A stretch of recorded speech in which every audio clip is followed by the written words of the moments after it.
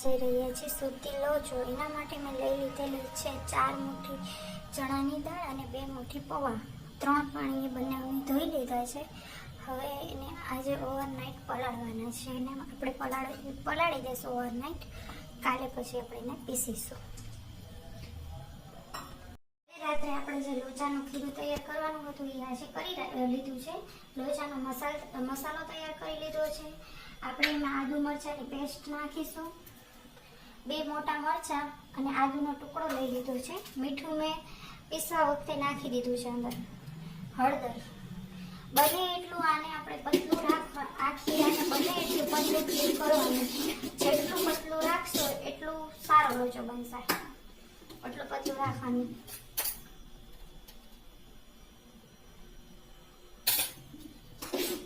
આપણે અગાઉથી લોચાનો મસાલો બનાવેલો છે. લોચાના મસાલામાં મરી પાવડર, મરચાંની ભૂકી, સંચળ પાવડર, મીઠું, ધાણા જીરું, હિંગ પાવડર બધું આપણે એમાં નાખેલું છે. આપણે લોચાનો મસાલો બી તૈયાર કરી લીધો છે ઘરે જ.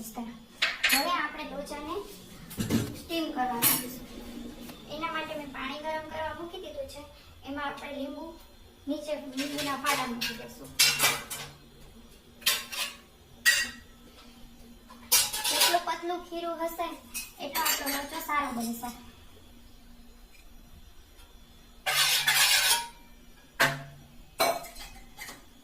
નીચે થાળીમાં થોડું તેલ લગાવી દેશું.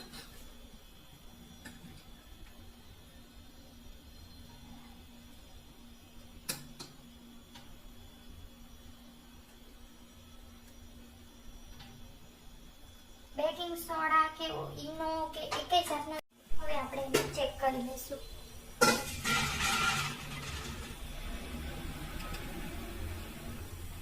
સારો ચડી ગયો છે.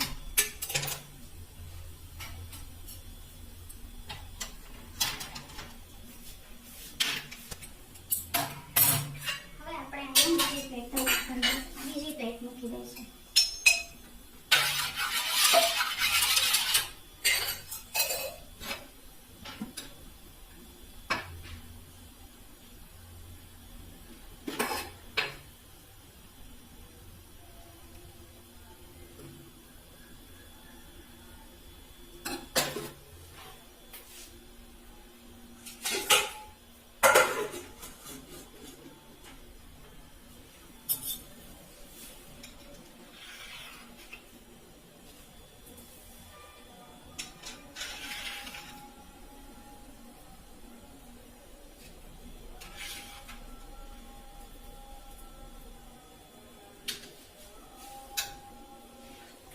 ઉપરથી લોચા મસાલો,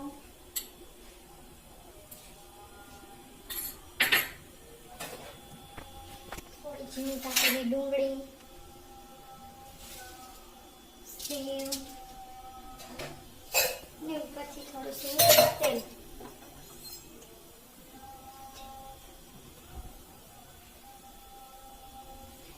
જો મિત્રો, આપણો લોચો તૈયાર છે. સુરતનો ફેમસ લોચો. જો તમને મારી વાનગી ગમી હોય તો લાઈક કરજો, શેર કરજો, સબસ્ક્રાઇબ કરજો અને કોમેન્ટ તો ખાસ કરવાનું ભૂલતા નહીં.